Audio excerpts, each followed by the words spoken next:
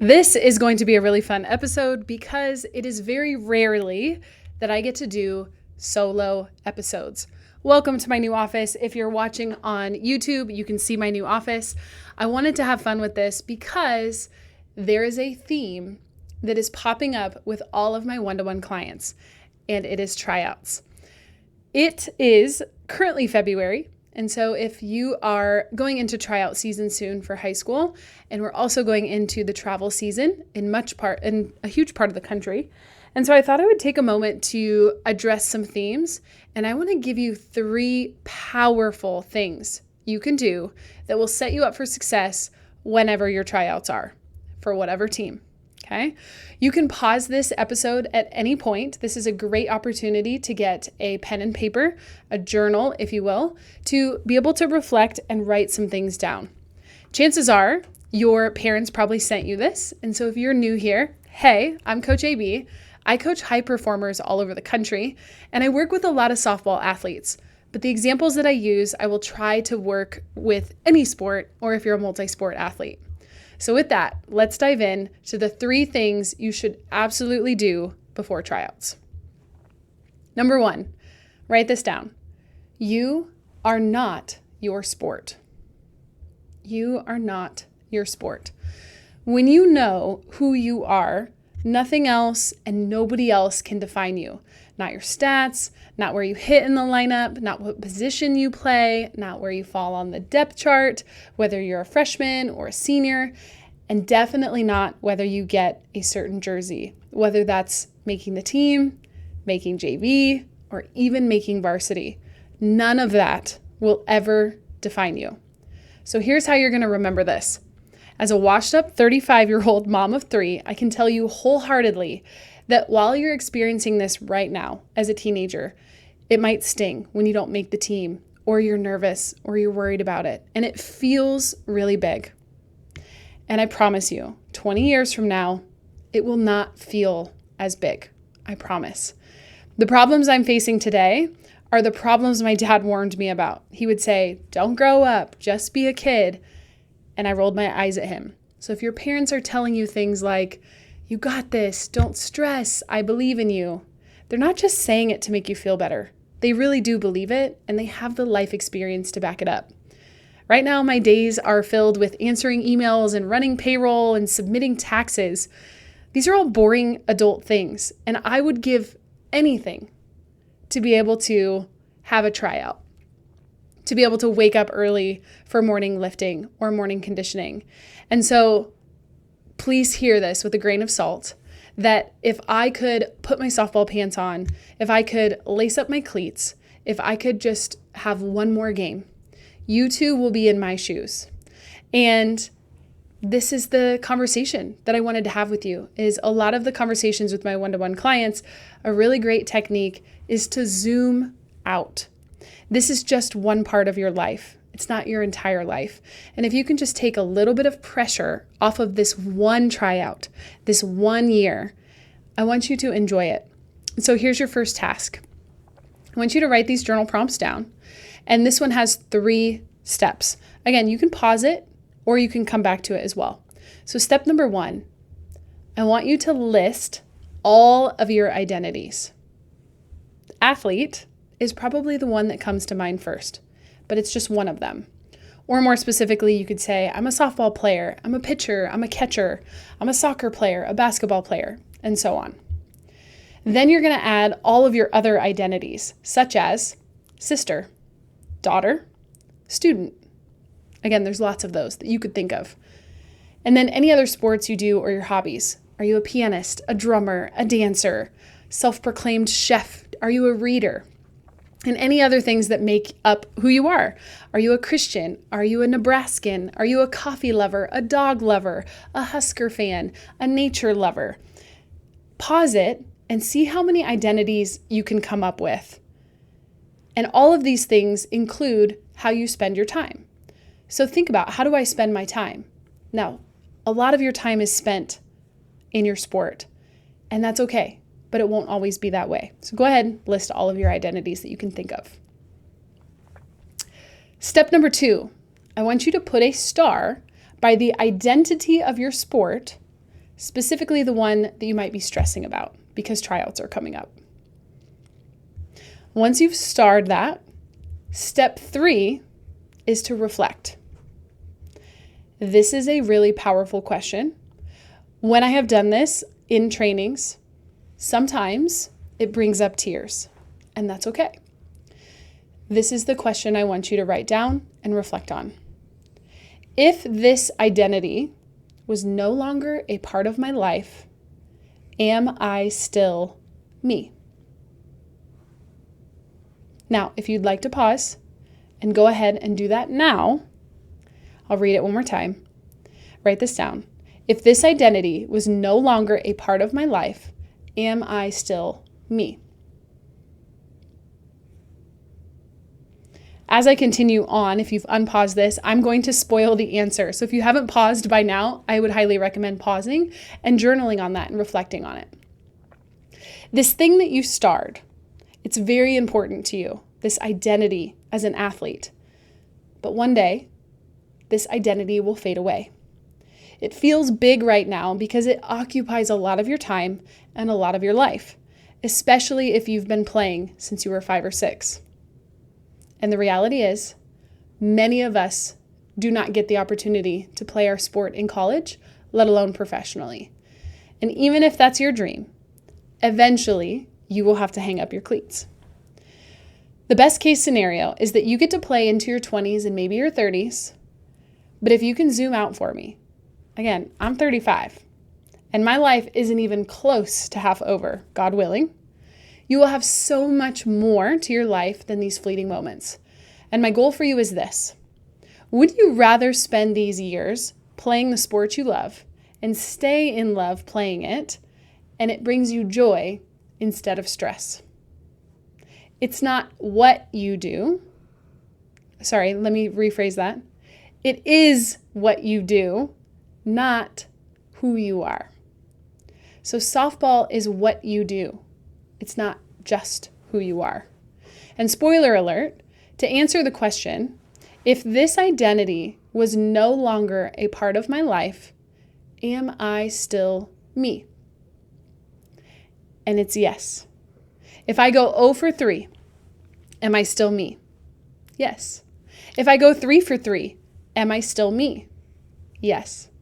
Whatever happens, nothing gets to define who you are.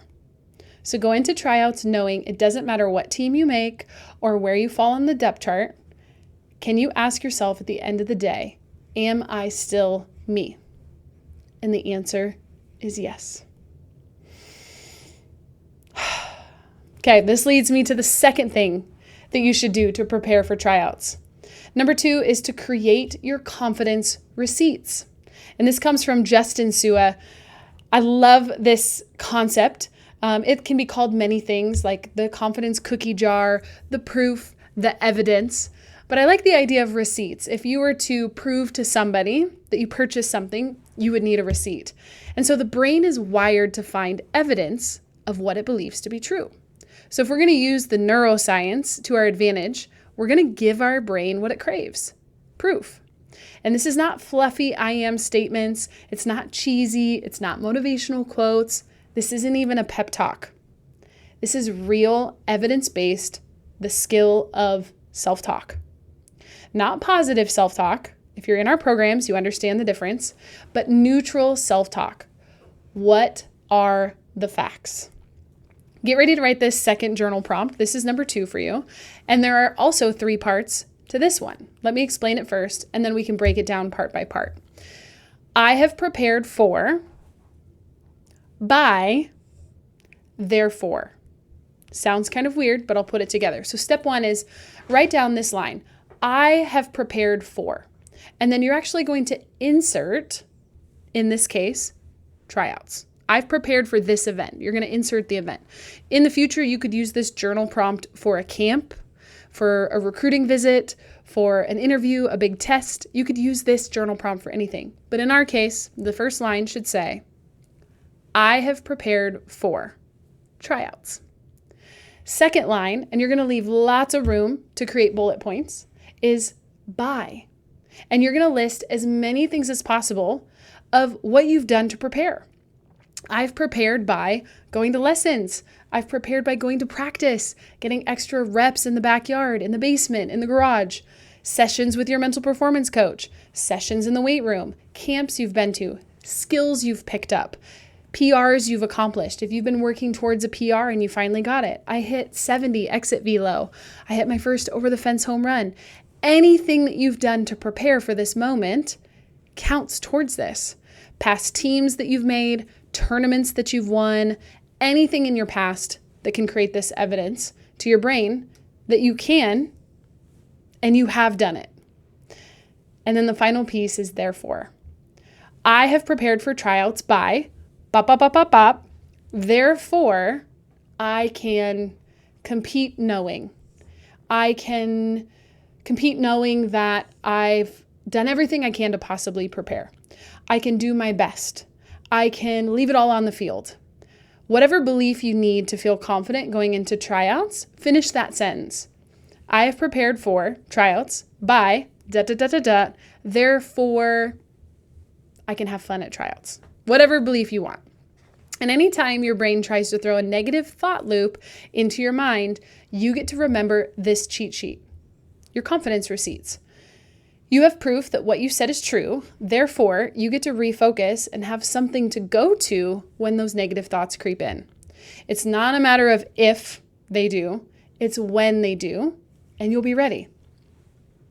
I love this one. And this tool, again, you can do this as many times as you need. It's very powerful to review this the night before tryouts. So if you do this exercise early, revisit it the night before tryouts. All right. The third and final powerful tool I will give you. It's something we do every single session inside Fearless Warriors. And even when we meet as a staff, if you're in a meeting, a group session, a one-to-one with me, we start every single call the same exact way. So much so that if you're listening to this and you're a Fearless Warrior inside our programs, you're going to say it with me. Ready? Wins. A win is a win is a win. I sound like a broken record. If you're inside, you know I say that every single call. So what's a win, Coach AB? A win is something that is something good in your life that you notice or that you celebrate. Nothing is too small. Nothing is too big. I think we have a tendency sometimes to not want to share our wins because we don't want to come across as overconfident or cocky. But if you can back these wins up, you're celebrating it. It's not for other people, it's for you. And so it could be related to your sport. It could be a gratitude in your life. The key is that when you look for the good gets better. You start noticing more things that are going good rather than going wrong. And so I'll give you a very real example of this. Let's say you're going into tryouts with a worry or a belief that you're not good enough. What you've just programmed in your brain is a psychological state that will follow with emotions that match those thoughts. Your thoughts create your feelings create your actions, and your actions drive behavior. This comes from CBT theory, and it's a loop. And if you have the thought that I'm not good enough, you're going to manufacture feelings of insecurity, doubt, worry, possibly even anger or frustration, especially when you make a mistake, because your brain is looking for evidence to support that belief. And so you're going to say, see, I told you I wasn't good enough. You're going to feel tension in the body, and your actions will follow that emotional state. And so from these actions, you will start to behave in a way that creates more evidence. So the more mistakes you make, you're going to look to your coach's reaction. You're going to slump even more. And then you're going to find yourself saying, I knew I wasn't going to be able to make varsity. And the loop continues. And we're going to continue to find evidence that supports whatever you've been telling yourself. So if this is true, the opposite is also true. So if you didn't have a good tryout because you weren't good enough, is it because you weren't actually good enough, or because you let the thought that you weren't good enough hijack your brain and affect your performance? And so this is why looking at wins is so important. There's always a win to find. Even when you can't seem to feel it in the moment, you can find a win afterwards. And if this is new to you, I highly recommend doing this after a practice, after a tryout, when you get in the car, or when you get home. You can journal on this, or you can vocalize it. But there's always a win to find. And it may not be overly glamorous at first. It may just be a small win. And little by little, those small wins will start to stack. So a great example is, I just made great contact. I may not have gotten a hit, but I made great contact. Or, hey, I tracked the ball down in the outfield. Or, I've been working all winter on my crossover and it's getting better. Another example is, I brought energy. I wanted to clap for my teammates and I showed up as a great teammate. There's always a win to be celebrated.